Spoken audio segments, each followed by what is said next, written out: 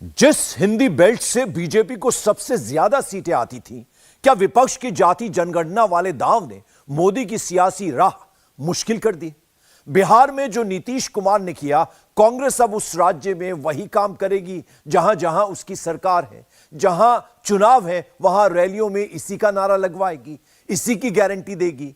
राहुल, प्रियंका, खड़गे सब इसी पर सिंगल पॉइंट फोकस कर रहे हैं।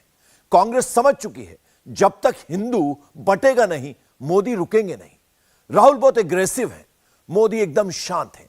कास्ट सेंसस पर मोदी का कैलकुलेशन क्या है? विरोधी ये मान रहे हैं कि 2024 के चुनाव में जाति जनगणना से बड़ा कोई मुद्दा हो ही नहीं सकता। तो क्या मोदी इस मुद्दे को अंडर एस्टिमेट कर रहे हैं?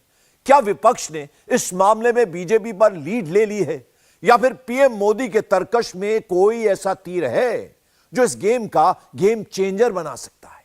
रिपोर्ट देखिए।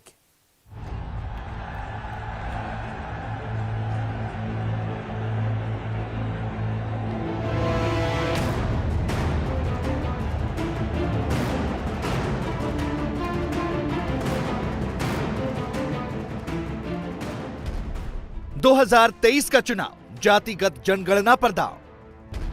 बीजेपी की सोशल इंजीनियरिंग पर भारी पड़ेगी विपक्ष की रणनीति। राहुल का पिछड़ा राज 2024 में चलेगा जाति कार्ड। क्या पिछड़े दलित की राजनीति में फंस गई है बीजेपी? बीजेपी का ट्रिपल आर फिर बनाएगा मोदी सरकार। जातिगत जनगणना की मांग पर विपक्ष के तेवर तल्ख है, तो बीजेपी वेट एंड वॉच की स्थिति में है। पार्टी सियासी नफा नुकसान का आकलन कर रही है, लेकिन ये चुप्पी कहीं उस पर भारी तो नहीं पड़ जाएगी? क्या जातिगत आरक्षण का मुद्दा 2023 और 2024 चुनाव का एजेंडा सेट कर देगा?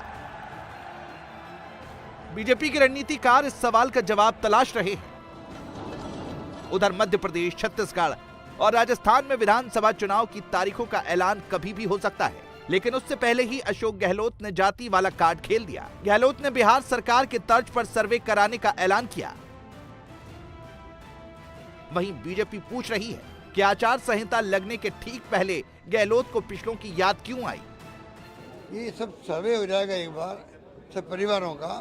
तो जो मेरा सपना है कि दुनिया के मुल्कों की तरह देश के अंदर भी, जैसे राहुल गांधी ने कहा था 6,000 रुपये न्याय योजना, ये न्याय योजना ही है एक प्रकार से हर परिवार का हक है जिंदा रहने का, जीवन चलाने का। कई परिवार की स्थिति बहुत खराब होती है, हमको आपको मालूम नहीं पड़ता है। सर्वे हो जाएगा, कानून बन जाएगा, स्वतः ही बिना मांगे हुए सर्वे के आधार पर लोगों को इमदाद मिलने शुरू हो जाएगी। बहुत बड़ा काम है ये, वो करने जा रहे हैं। जो बिहार गवर्नमेंट ने किया है वो मॉडल जो है रास्ता में अडॉप्ट करेंगे। सर्वे होगा, ठीक है। सेंसस जो होता है जनगणना, वो भारत सरकार ही करा सकती है, वो राज्य सरकार करा नहीं सकती है। ये खाली सर्वे हो रहा है, परिवारों का सर्वे हो रहा है, आर्थिक स्थिति मालूम पड़ जाएगी साथ के अंदर। तो मैं समझता हूँ कि एक बहुत बड़ा निर्णय हुआ है और हमारी पार्टी का कमिटमेंट है कि हम इसको आगे बढ़ाएंगे। अभी जो जनगणना की जो बात कर रही है बिहार के अंदर, अब वीडियो बाहर आ रहे हैं कि हमारे घर तो वो आई नहीं, हमसे तो बात ही नहीं करी। ऐसे अनेकों वीडियो आ रहे हैं। तो कागजी कार्रवाई करी, कागजी कार्रवाई करके लोगों को मूर्ख बनाने की जो कार्रवाई हुई बिहार के अंदर, क्या वो राजस्थान में करना चाहते हैं और कब करेंगे? आचार संहिता तो 2 दिन में लग जाएगी शायद। तो ये घोषणा, इनका नाम कर देना चाहिए घोषणा वीर मुख्यमंत्री।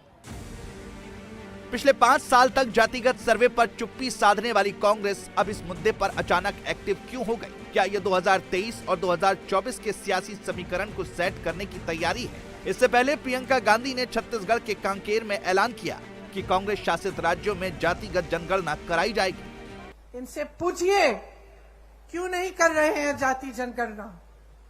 आज मैं यहाँ खड़े हुए घोषणा करना चाहती हूँ, बघेल जी से मैंने बात की है, अगर हमारी सरकार दोबारा छत्तीसगढ़ में आएगी तो बिहार की तरह यहां भी जाति जनगणना कराई रहेगा।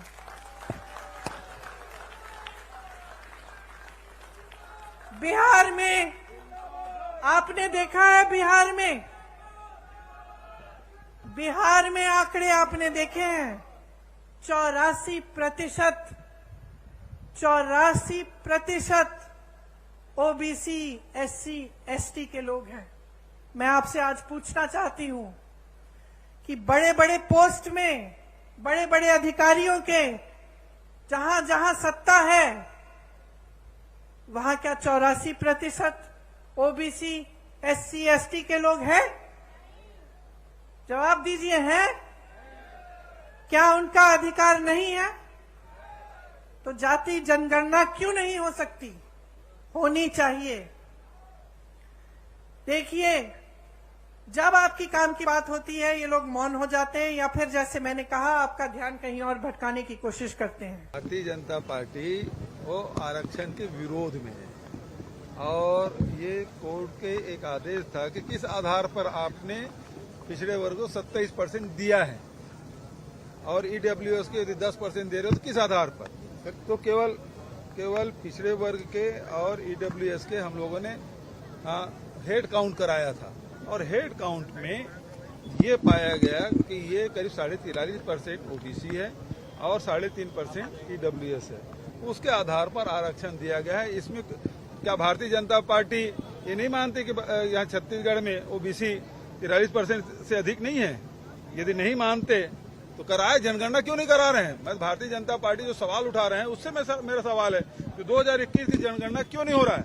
जब यहाँ हम लोग हेड काउंट करा सकते हैं, जब आर्थिक सर्वेक्षण करा सकते हैं और बिहार की सरकार जाति की जनगणना करा सकती है, तो केंद्र सरकार क्यों नहीं करा रही है?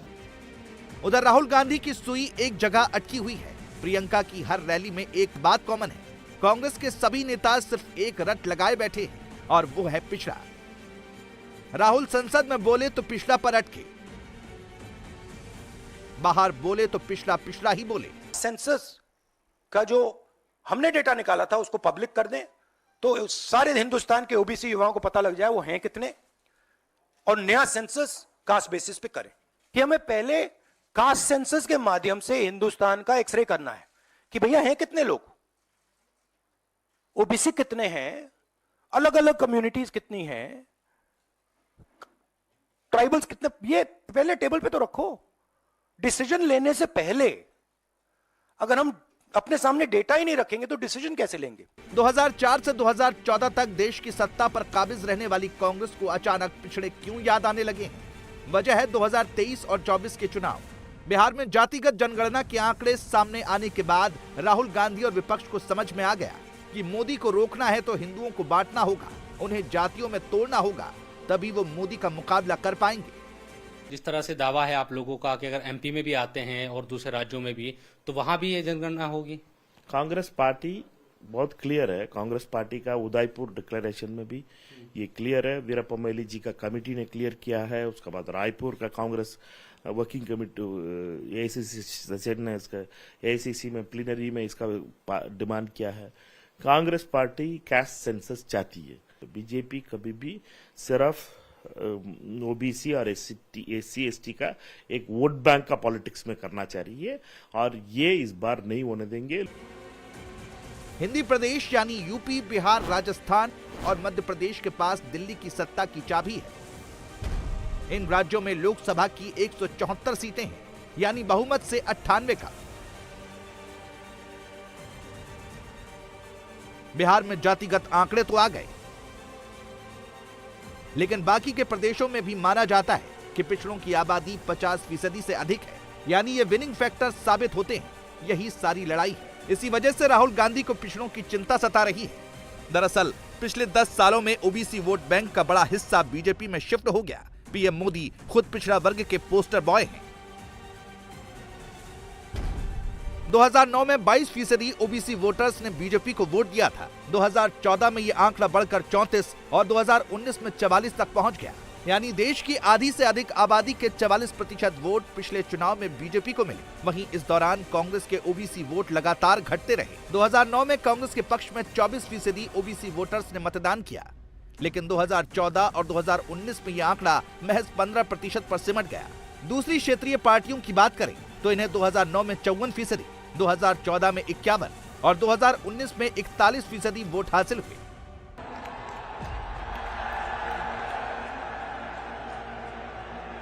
यानी पिछड़ों के बीच बीजेपी की पकड़ बेहद मजबूत हो चुकी है। और अब इसी वोट बैंक में सेंध लगाकर विपक्ष बीजेपी को मात देना चाहता है। विपक्ष चुनावों से ठीक पहले जातिगत जनगणना की मांग क्यों कर रहा है, इसे समझिए। मध्य प्रदेश में पिछड़ों की आबादी करीब 51% है, वहीं दलित 18% है। राजस्थान की बात करें तो यहाँ 53% पिछड़े हैं, जबकि 17% आबादी दलितों की है। ऐसे ही छत्तीसगढ़ में ओबीसी आबादी करीब 44% है। ऐसे में अगर इन तीनों राज्यों में सरकार बनानी है तो पिछड़े और दलितों का समर्थन जरूरी होगा। 2024 लोकसभा चुनाव में भी ये फैक्टर सबसे अहम रहने वाला है। माना जाता है कि पूरे देश में करीब 55% आबादी पिछड़ों की है, इसलिए जातिगत जनगणना की मांग उठाकर विपक्ष उन्हें संदेश देना चाहता है कि वो उनके साथ खड़े हैं।